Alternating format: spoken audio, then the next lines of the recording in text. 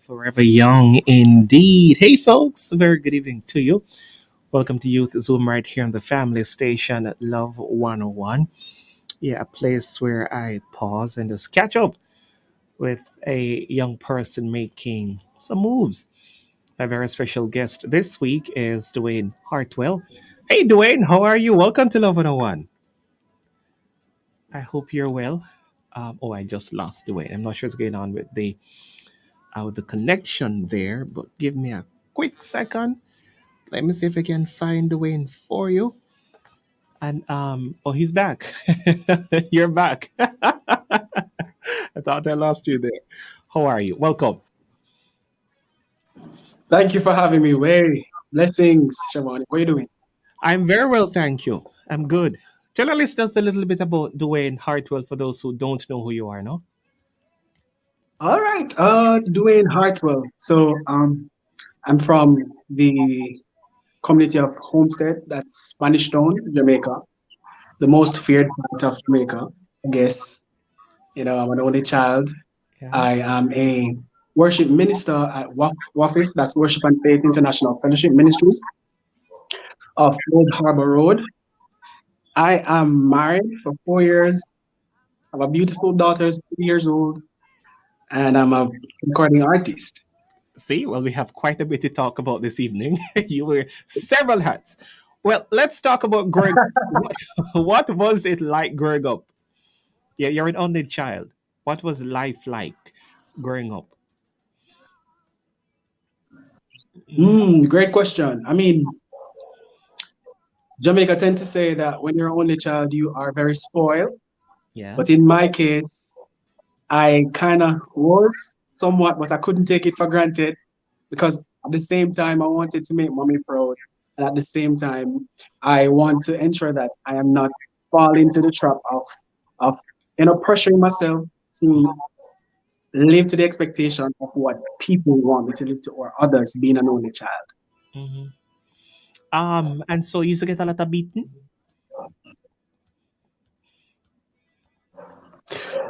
No, not from mommy, but from daddy. Yeah. So it's not like you were rude or anything. I was not. No, I was a very good child growing up. I guess I was a scholar, always coming first in class, always on time, always what you call that, dress up in my collar, well buttoned up, Yeah. proper, Proper. and been going to church forever. Yeah. And so you're quite young. Um you're married, you did say you're a father. Um and so years later, um you decided to become a recording artist. Is it that you um decide to venture down this road because you're singing your entire life in church? Because you did say you're part of the team at church in terms of singing. So that's where it came from. Mm-hmm. Yes, I saw my mom singing when I was younger. I went to church. I was a part of the choir, youth choir there, until I gradually went to be the director for the choir at the church at the time. I also was in the music department at school, high Mm-hmm. school, that's Bogwalk High.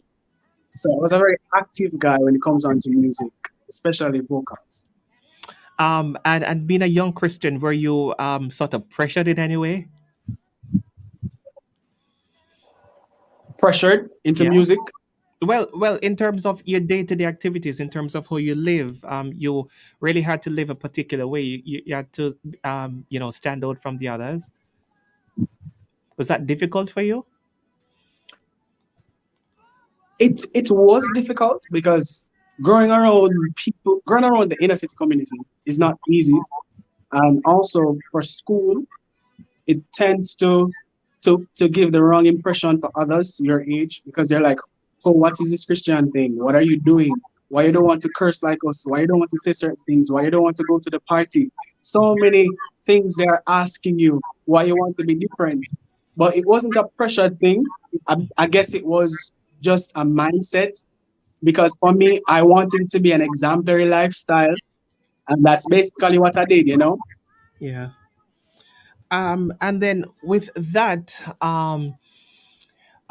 so in terms of coming to Christ, is it that you were, I don't know, you were forced, or it was your decision? Because you got saved pretty early, right? Yes, when I was 12. When you were 12. And so you understood what it meant to be a Christian at 12? I did. I have been a part of church for a very long time. I can remember when I was 9, traveling different parts of Jamaica, singing on the choir, preaching. They had these kids in praise, and I was a preacher there. I was about 10 at the time, and I couldn't forget the expression I felt when I first encountered the Lord. And for me, that was a beautiful thing. So when I wanted to get saved at 12, almost ready to leave primary school, my mother was overseas at the time. And she's like, "What are you doing, young man? This is a serious thing, you know. You Yeah. just know that if you do it, you cannot turn back, because if you turn back, I'm gonna have this board put down for you, and I'm going to use it on you, because Christianity is no joke." And coming from her, Yeah. I was very, very upset at the time, because she never wanted me to be baptized. And I did it anyway. And I guess that that lifestyle propelled me to be here today. And I guess she's very proud of me for taking the bold step.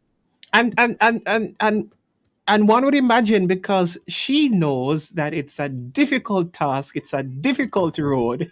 And so if you're not at that, you know, stage and level, then it don't make no sense, you know. So she really wanted you to be committed, and to sort of be aware, of the road that's coming ahead. That's ahead. So I mean, I would stand with her.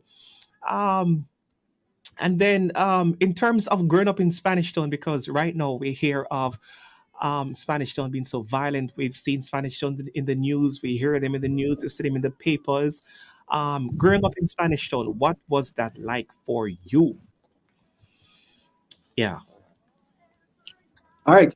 I mean, growing up in Spanish Town, my mother, she wanted me to have a different lifestyle from everybody else.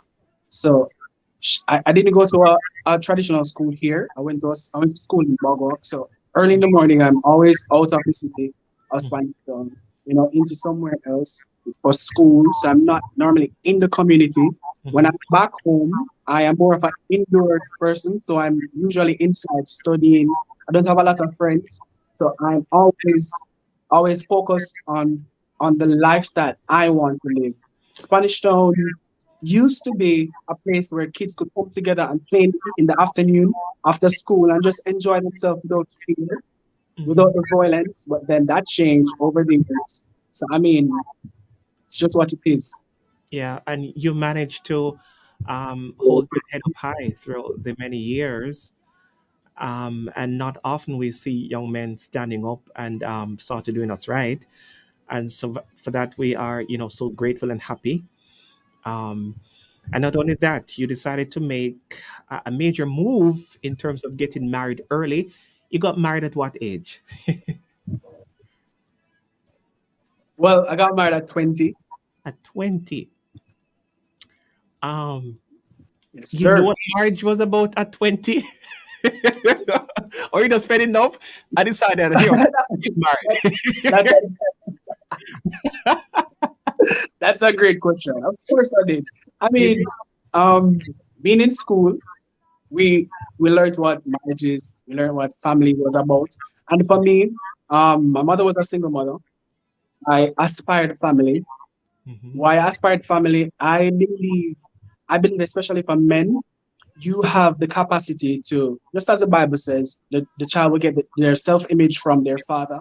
I believe if you put yourself in a place where you can see the life that you want, because I'm a visionary. So I've always seen myself with family. I've always seen myself being a good father.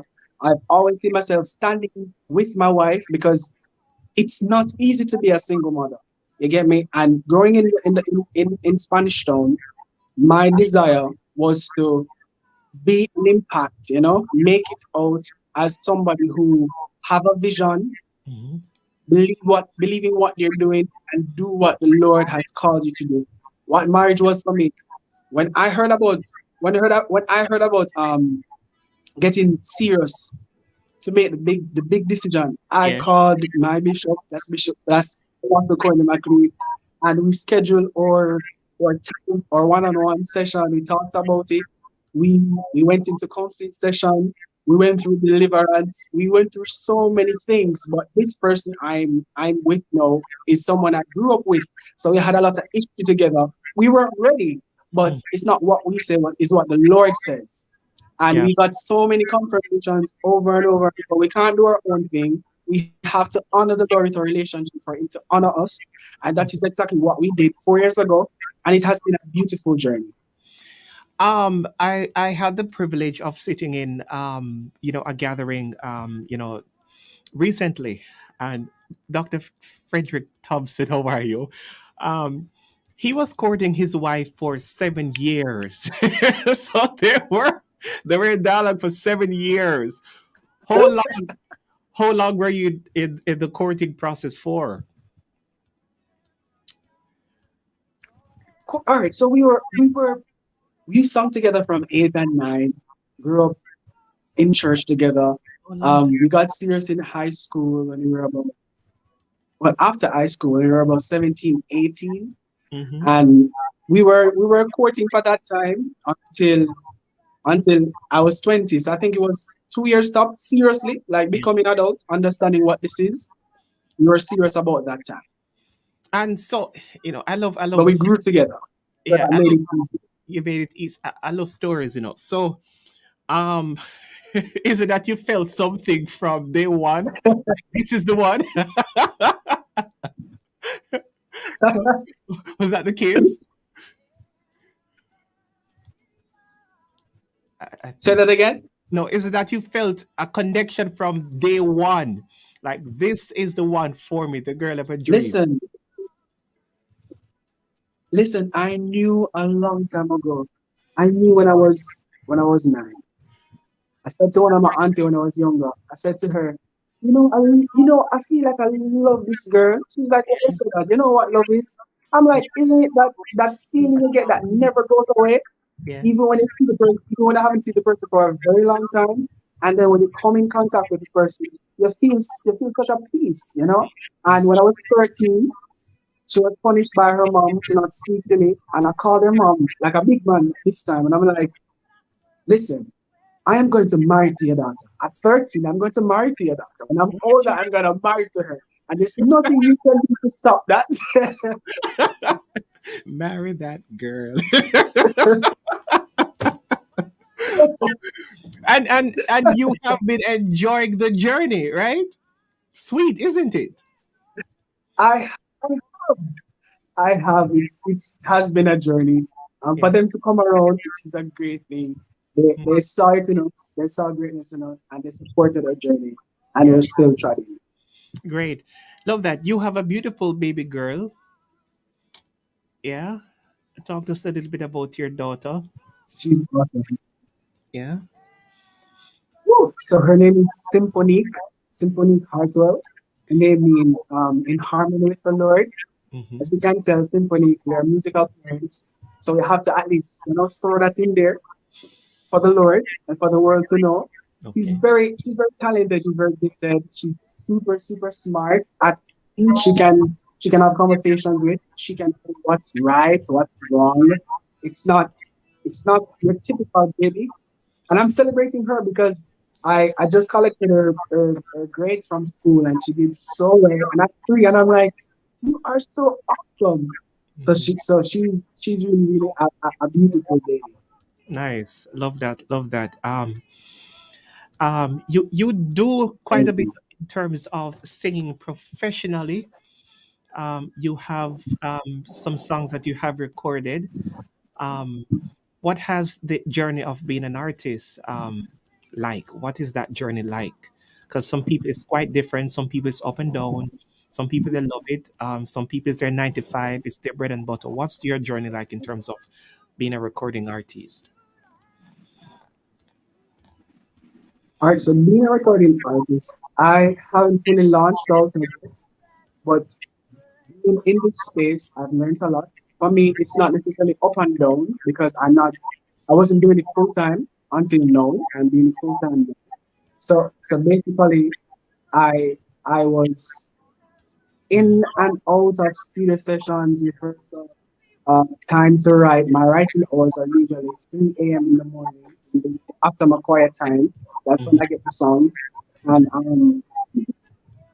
I have the opportunity, I've been given the opportunity to be a part of great musicians in Jamaica, great singers, great songwriters, great leaders, great vocalists, such as Alicia Taylor. I have understudied her for quite a number of years. She is still my leader. I love her so much. You know, from time to time, she'll give me the opportunity to embody what she's doing, being a vocal coach. So I'll travel from time to time with her. I have also been given the opportunity to do background for one of our most prominent artists, like Rondell Positive. You know, that has been a big journey for me because we shared the stage together at uh, Fun in the Sun. That was really electrifying. For me, I love music. I love the feeling that I get after ministering. Also, I just love the the the moments that you get to be a part of other creatives' journey, what they do, how they do their thing, how you can learn from them, how you can grow. So music has been this journey has been a very rewarding one for me because I've learned a lot. I don't know things I didn't know before. I've learned that there's so many studios in Jamaica. I didn't know that was available. And Okay. it's just that I'm still on the journey, you know? Yeah, yeah, yeah. And not only that, because we've seen your face on billboards and we've seen in the supermarkets. So you're I don't know if you're face boy, but you've been making waves across different platforms. You know, funny enough, let me tell you how this journey began. I was at church Sunday morning, and this lady came to me. She was like, "Your face is all over Jamaica. I'm seeing your face all over Jamaica.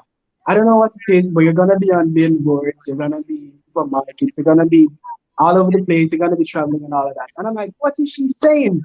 And a Mm, few months after that, I had the opportunity to be a part of a casting with Suppogen. So from then, the journey starts of me doing commercial modeling, you know. So that has been a plus for me. And it's the reason why this face is all over Jamaica. gotcha. Oh, quite vain, right? um, we're coming out nicely. Some people say I must take notes. I don't know if they're talking about you getting married at 20. Me past 20 long time. So so that's out the door. They can Uh, learn a thing or two. indeed, indeed, They indeed. can learn a thing or two. I can. And I want you to talk to the young men who are listening. Sort of guide them. What would be your encouragement to the young men who are listening? Yeah. What do you want to say to them this evening? Mm, The first thing I'd say to them is to be aware of yourself, be aware of your vision, and be aware of your goal, and also be aware of your environment. mhm, We tend to believe that whatever is thrown to us, we must take it and try to make something good, but try to make something good from whatever is inside of you. You know, you have to make your own choices. Do not be bombarded by the the excitement of the world. If you don't know the Lord, please, I'm asking you to go ahead and be a part of a church. You don't have to get baptized or anything. Initially, just start because the church is a great community to have. It also help to shape your morals and your value in society. But mhm, go for what you want. You are powerful.